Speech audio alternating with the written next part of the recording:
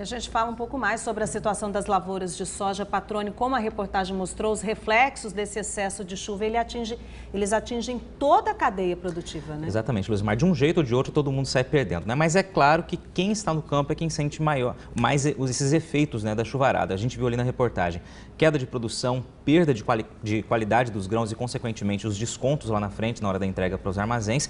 Isso sem contar também o atraso, tanto da colheita quanto do plantio da safra seguinte. No caso agora, a gente está vivendo a realidade aí do milho safrinha, atrasado demais o plantio deste milho. Agora, isso também sem contar na situação do seguinte, né? Chuva, né? Tempo muito úmido, somado com o calor que a gente tem aqui, com a temperatura tão alta que a gente tem em Mato Grosso, favorece e muito a proliferação, a disseminação de doenças como a ferrugem asiática, que é a principal inimiga dos produtores, né?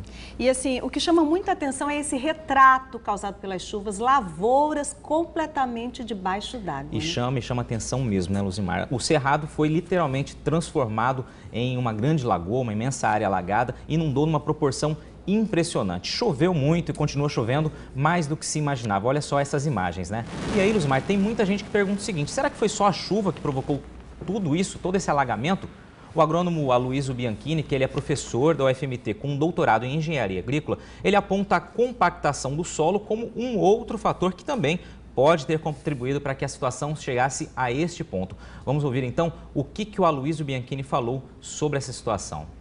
A maioria dos solos de cerrado são latossolos. São solos profundos e tem uma velocidade de infiltração muito boa, acima de 30 milímetros por hora. O que acontece é que com essa movimentação de máquinas e o manejo intensivo, essa velocidade tem sido diminuída. E nós chegamos a casos aí de velocidade abaixo de 5 milímetros por hora, que é o que nós chamamos solos de baixa velocidade, muito baixa velocidade. Então, essa velocidade muito baixa é que está contribuindo, junto com as chuvas, para que haja um acúmulo de água na superfície que não dá tempo de drenar, porque essa infiltração está sendo muito lenta.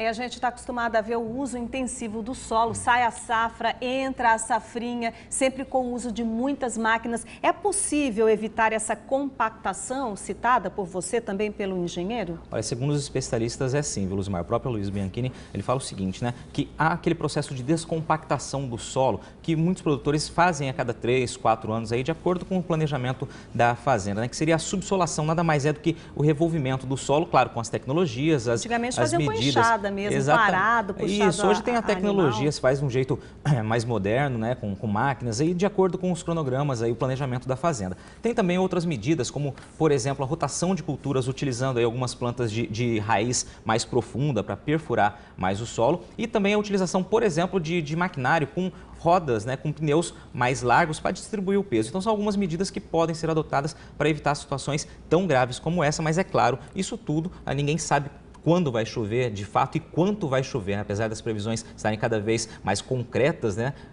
A situação muitas vezes surpreende.